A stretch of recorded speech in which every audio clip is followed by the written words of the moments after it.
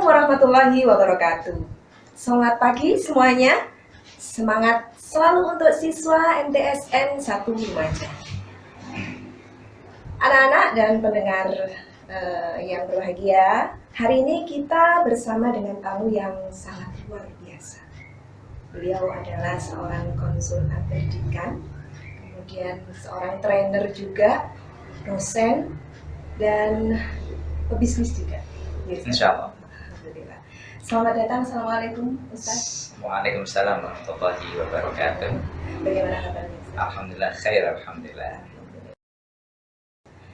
Oke. Jadi hari ini anak-anak sekalian, kali ini kita akan mengangkat tema yang sangat menarik. Pilih gibah online atau offline. Nah, kira-kira pilih yang mana? Mau gibah online atau offline? Pilih yang mana? Bisa pilih yang mana? Ini sebuah pilihan yang susah. Yang susah gitu. Yeah. Baik anak-anak, mari kita dengar bersama. Kalau gitu, ulasan dari Bapak Samsul Hadi. Silakan. Terima kasih. Assalamualaikum warahmatullahi wabarakatuh. Alhamdulillah, wassalatu wassalamu ala rasulillah wa ala alihi wa sahbihi wa mawalah. La hawla wa la quwata illa billahil azim. Allahumma salli ala Muhammad al-fatih lima ughliq wal khatim lima sabaq nasiril haqqi bil haqqi wal hadi ila siratikal mustaqim wa ala alihi wa sahbihi haqqa qadrihi wa miqdarihil azim. Para pemirsa yang dirahmati oleh Allah Subhanahu wa taala, syukur alhamdulillah kita panjatkan kepada Allah Subhanahu wa taala. Selawat serta salam tak lupa kita curahkan kehadiran baginda Rasul Muhammad Shallallahu Alaihi Wasallam. Sebuah tema yang menarik, yang bagi saya susah untuk memilih. Yang pertama, pilih gibah online atau pilih gibah offline. Berbicara tentang pilihan, kita akan bisa memilih setelah kita tahu apa yang kita pilih sesungguhnya. Ini adalah pertanyaan jebakan tapi menarik, ya. Kita harus paham dan tahu apa itu ghibah sesungguhnya, baru kita akan memilih. Ghibah sesungguhnya adalah membicarakan keburukan orang lain atau aib orang lain, meskipun yang dibicarakan itu adalah benar adanya sesungguhnya. Berbicara tentang itu semuanya, ketika orang lain itu tidak senang terhadap apa yang dibicarakan, padahal itu adalah sebuah kenyataan sesungguhnya, tapi kita amat senang sekali, dan kebahagiaan kita itu adalah ketika membicarakan tentang orang lain. Ghibah utamanya berangkat dari menjaga lisan sesungguhnya, karena ada ungkapan yang menyatakan lidah tak bertulang, sehingga orang itu mudah kalau maksiat tangan mungkin agak susah gitu, maksiat kaki dan semacamnya. Tapi maksiat lisan ini subhanallah luar biasa, dan itu digandrungi orang. Nah, saat ini membicarakan orang lain bukan hanya secara langsung. Kalau secara langsung mungkin kita masih takut-takut, tapi ketika bicara tentang ghibah, membicarakan keburukan orang lain secara online, ini menjadi luar biasa. Tapi yang lebih menarik saat ini adalah ada orang yang suka, gitu, pertanyaan, suka dibicarakan. Contoh selebritis. Saya ini pernah berteman dengan selebritis lama sekali, dan mereka caranya untuk tren itu memang menghibah, membuat fitnah untuk diri sendiri, dari luar biasa. Nah, itu pertanyaan nanti, bagaimana hukumnya ketika orang itu senang untuk dibicarakan? Ini kan keburukan orang lain yang kita bicarakan, dan orang itu tidak senang, gitu. Bagaimana pertanyaannya ketika orang lain itu senang untuk dibicarakan? Dalam satu ayat Al-Quran, Allah berfirman, A'udzubillahi minasyaitonirrajim, Bismillahirrahmanirrahim, Ya ayyuhalladzina amanu ijtanibu katsiran minadh-dhann, inna ba'dadh-dhann itsmun, wala tajassasu wala yaghtab ba'dukum ba'dha, ayuhibbu ahadukum ayyakula lahma akhihi maitan fakarihtumuh, wattaqullaha innallaha tawwabur rahim. Dari ayat ini jelas dinyatakan bahwa wahai orang-orang yang beriman, jauhilah dari buruk sangka, karena buruk sangka itu adalah sebuah dosa.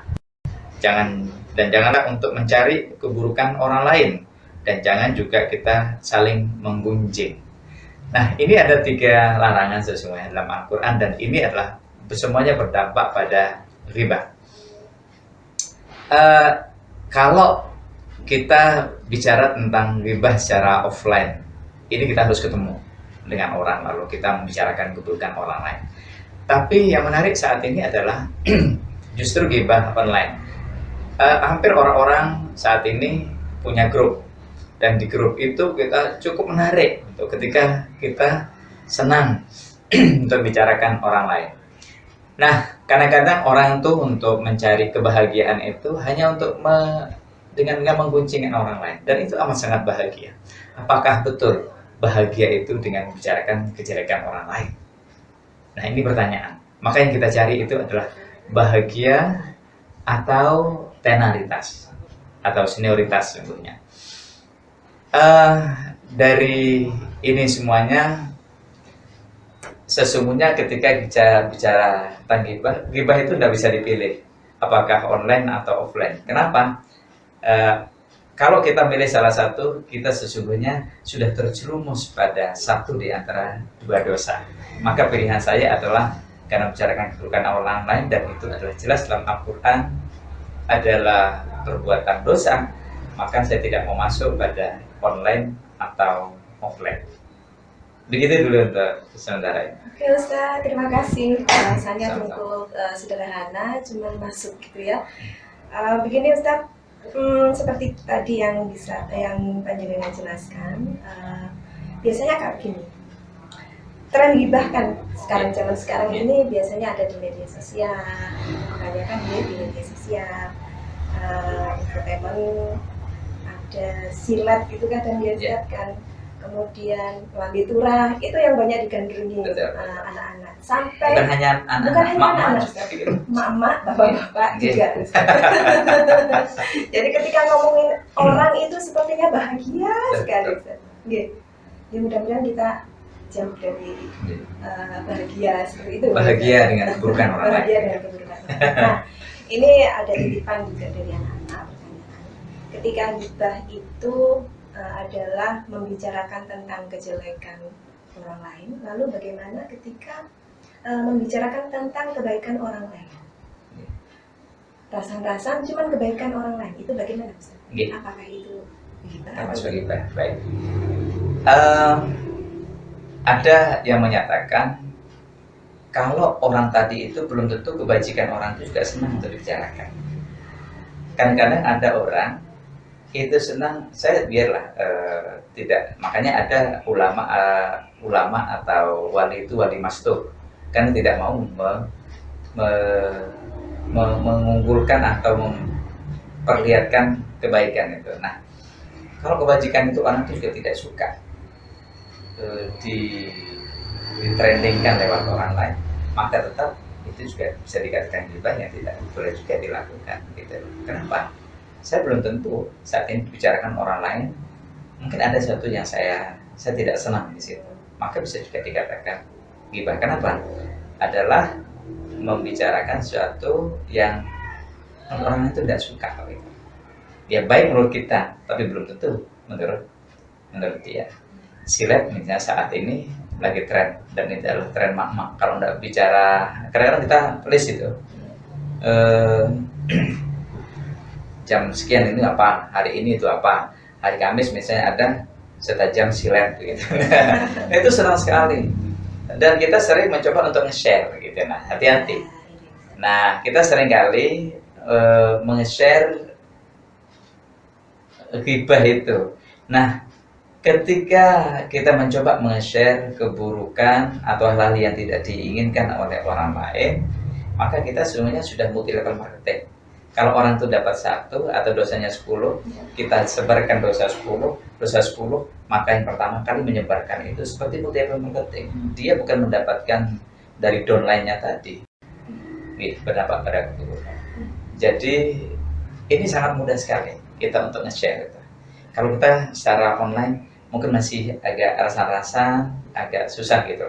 Tapi kalau sudah offline gitu, karena begini, orang itu dia kebahagiaan orang lain itu ketika memfitnah orang lain gitu. Padahal kita tidak dapatkan apa-apa dalam fitnah tadi, tapi begitu bahagia. Setelah kita coba renungkan bersama, bahagianya itu di mana sih? Bahagianya itu di mana? Nah ini yang perlu kita takuti sesungguhnya.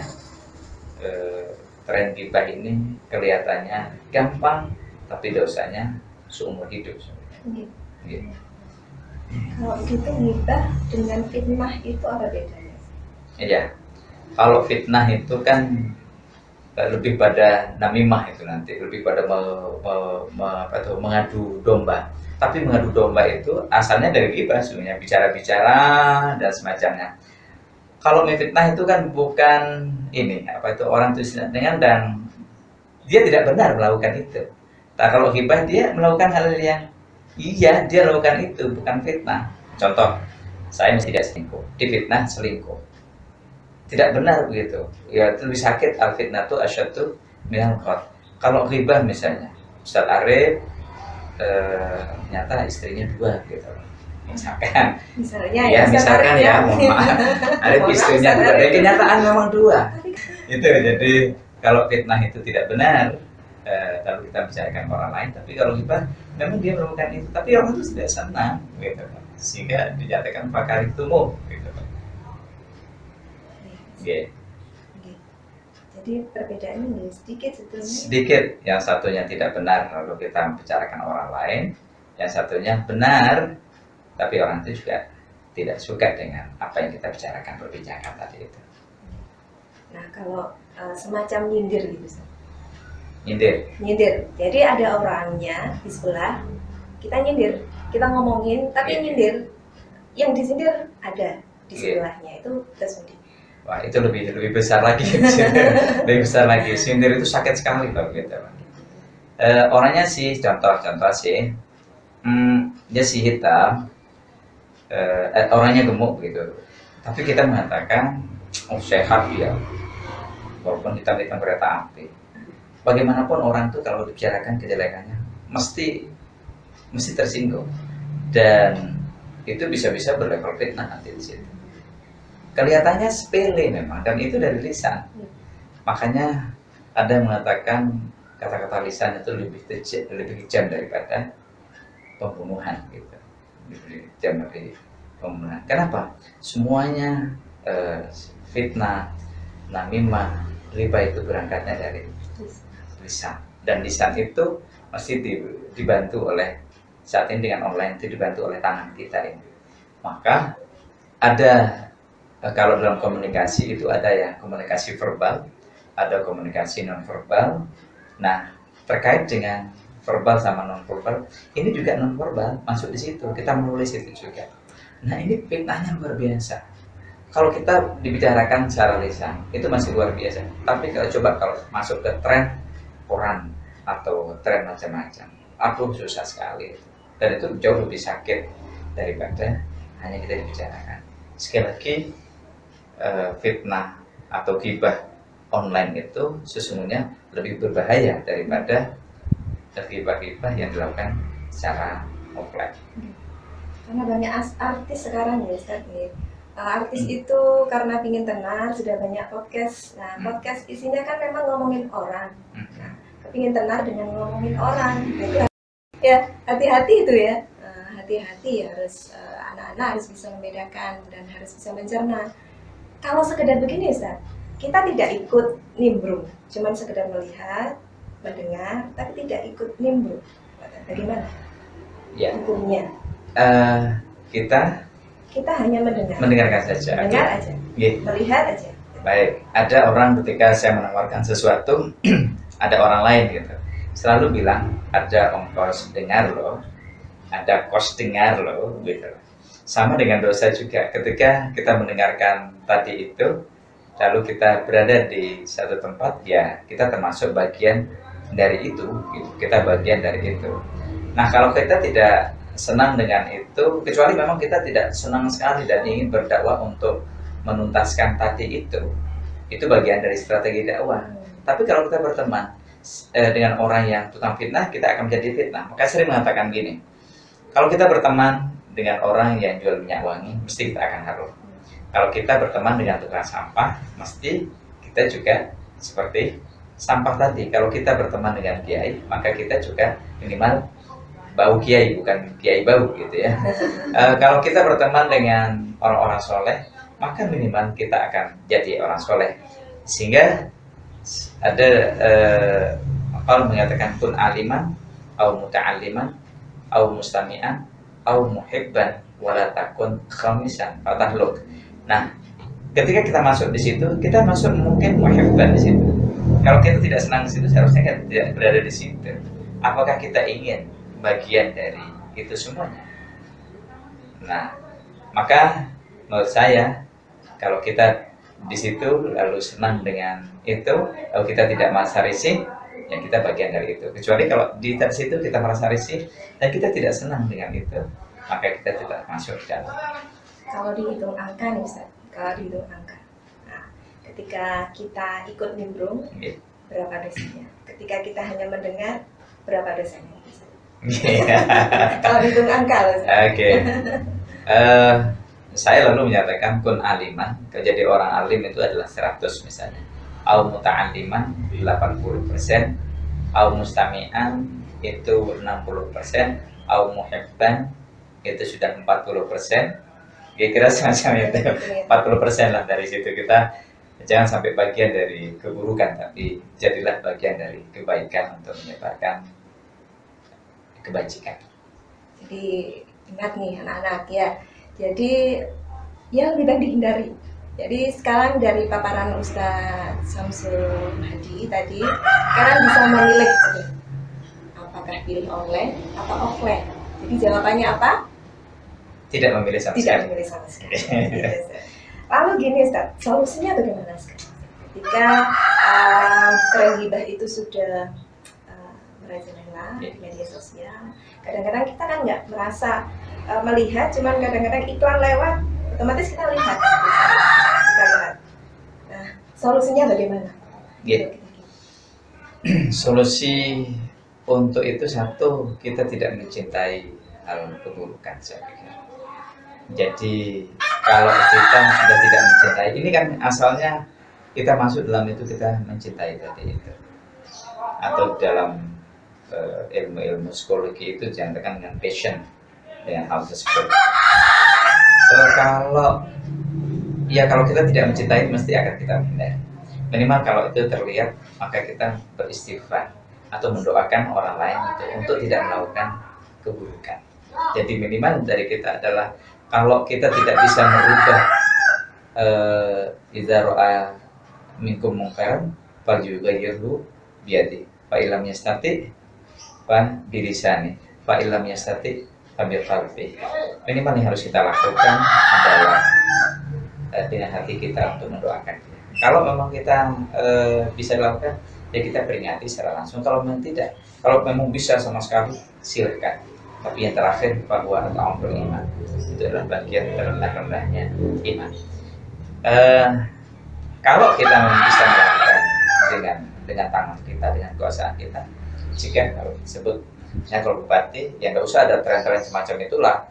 Ini dihentikan program kayak gini, karena ini tidak bisa. Tapi kalau kita bisa, kita pakai surat, kita pakai itu, merasa keberatan terhadap itu.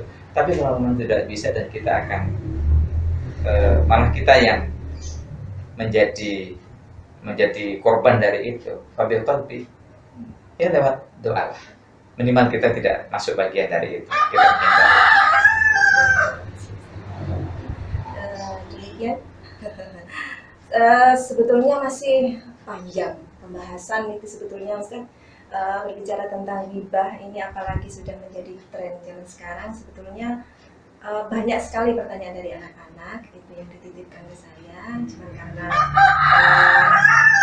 waktu juga ya, bisa kita sambung lain waktu dengan beliau Ustadz Samsul Hadi, karena asik kita ngomongin ghibah itu, ngomongin tentang tema ghibah itu memang nggak ada habisnya, nggak ada habisnya. Jadi yang saya garis bawahi di sini, kita tidak harus memilih dua-duanya, apakah itu ghibah online atau offline, kita tidak harus memilih. Nah, jadi solusinya bagaimana? Nah, ketika kita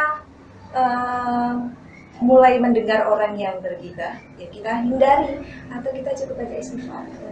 Ketika kita melihat di media sosial, ya baca sekilas, kalau ini sudah termasuk membicarakan keburukan orang lain, sudah langsung tinggal aja, istighfar aja. Insya Allah kita terhindar dengan hal-hal yang buruk seperti yang namanya ghibah. Terima kasih Ustaz atas waktunya. Demikian hari ini cukup menarik pembahasan kita. Kurang lebihnya saya mohon maaf apabila ada kekurangan. Billahi taufiq wal hidayah. Wassalamualaikum warahmatullahi wabarakatuh. Waalaikumsalam warahmatullahi wabarakatuh.